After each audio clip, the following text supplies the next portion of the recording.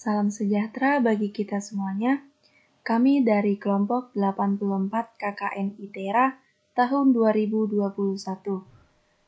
Kami akan memaparkan materi tentang ekologi untuk SMA Negeri 1 Sukoharjo.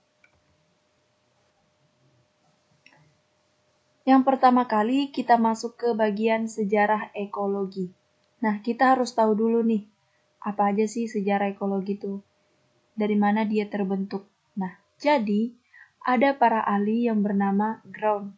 Dia menekankan bahwa laju kelahiran dan kematian itu merupakan sifat-sifat populasi yang fundamental dan dapat juga menentukan populasi dan perkembangan berikutnya. Maka dari itu, ilmu ini dinamakan ilmu tentang statistik populasi. Nah, yang kedua ada bernama Malthus. Dia mengacu pada formulasi matematis tentang prinsip-prinsip perkembangan penduduk dan pembatasnya. Nah, ini dikemukakan oleh Pierre-François Verhulst pada tahun 1838, di mana teori ini membicarakan tentang proses populasi.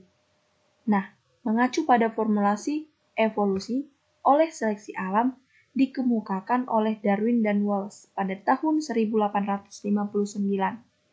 Nah, jadi dari para ahli inilah lahir tentang ilmu ekologi yang dikemukakan oleh Ernst Haeckel pada tahun 1869, yaitu ekologi adalah ilmu pengetahuan tentang hubungan antara organisme dengan lingkungannya. Nah, jadi dari sinilah muasal terbentuknya sejarah ekologi. Seperti itu. Nah, kita tadi sudah mengetahui apa saja sejarahnya. Nah, sekarang kita masuk ke pengertian ekologi. Apa sih ekologi itu gitu kan? Nah, kata ekologi berasal dari bahasa Yunani oikos, yang berarti rumah atau tempat untuk hidup.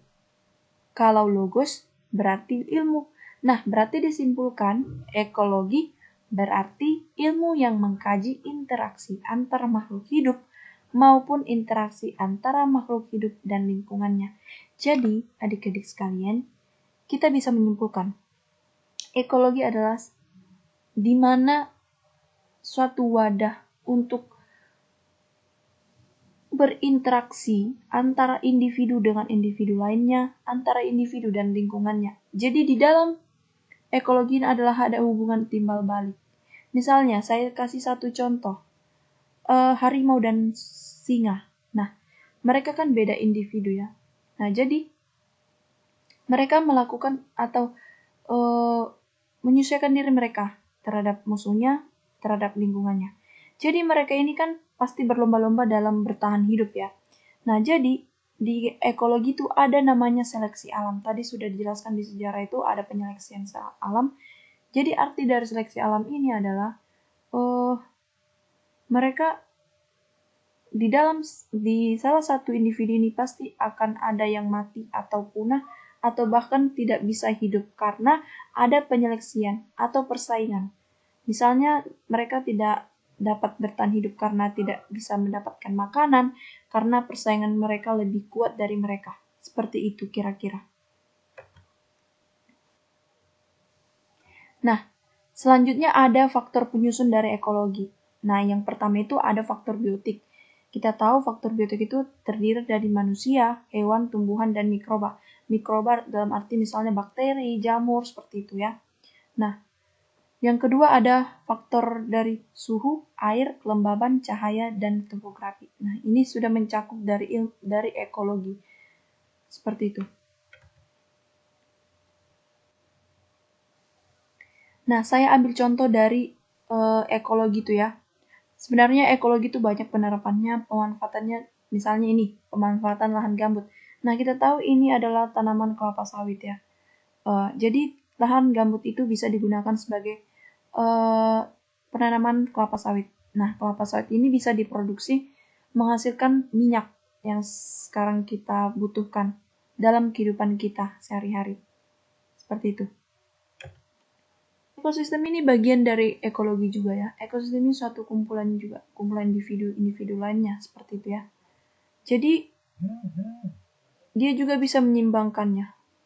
Jadi kita harus benar-benar melestarikan hutan mangrove ini.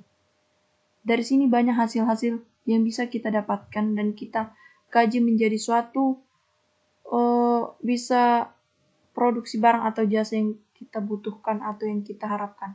Kita bisa lihat seperti ini contohnya hutan mangrove ini juga. Jadi sangat-sangat bermanfaat sekali bagi kalangan masyarakat.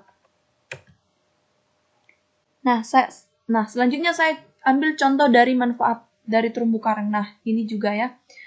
Kita siapa yang nggak kenal terumbu karang ya? Pastinya terumbu karang ini sangat banyak sekali ditemukan di dasar laut pastinya. Dan ini sangat sistem sumber keanekaragaman hayatinya sangat tinggi ya, karena spesies dari terumbu karang ini sangat banyak, berjuta-juta. Nah, terumbu karang menjadikan tempat tinggal, mencari makan, dan berkembang biak bagi berbagai biota laut. Nah, ini benar sekali ya. Jadi terumbu karang inilah sumber dari kehidupan si biota laut yang ada di dasar laut itu, yang ada di laut ya. Seperti ikan-ikan, kerang-kerang. Jadi rumah-rumah mereka itu sebenarnya ada di terumbu karang ini gitu. Jadi ini juga tempat mereka berkembang biak. Nah, untuk mencari makan juga, untuk melindungi diri mereka dari musuh juga bisa ya. Seperti itu. Namanya juga inilah rumahnya seperti itu ya. Nah, jadi terumbu karang juga bisa memperkecil energi ombak yang menuju ke daratan. Nah, ini sangat bermanfaat sekali bagi bukan hanya untuk ikan-ikan di dasar laut, tetapi untuk manusia juga. Kenapa? Seperti nelayan. Nah, nelayan mencari ikan. Nah, pastinya mereka tidak bisa ombak-ombak yang besar. Pasti terganggu ya kan. Jadi mereka sangat bermanfaat sekali ya. Terumbu karang ini sangat bermanfaat bagi manusia dan juga biota laut yang ada di dasar laut seperti itu. Nah, lalu dia juga mengurangi pemanasan global. Wah, ini sangat menarik juga ya. Karena kenapa dia juga dapat mengurangi pemanasan global dengan zaman sekarang ini ya, banyak sekali teknologi gitu. Efek rumah kaca, pembangun pabrik gitu ya, secara berlebihan gitu ya. Ini sangatlah menarik ya. Jadi kita harus benar-benar melestarikan terumbu karang ini, karena ini sangat bermanfaat sekali. Dia juga bisa mengurangi pemanasan global. Wah, ini harus benar-benar dilestarikan ya adik-adik. Nah, dia juga sumber keanekaragaman hayatinya sangat tinggi. Nah, benar sekali ya. Jadi spesies atau jenis-jenis dari terumbu karang ini sangatlah banyak gitu.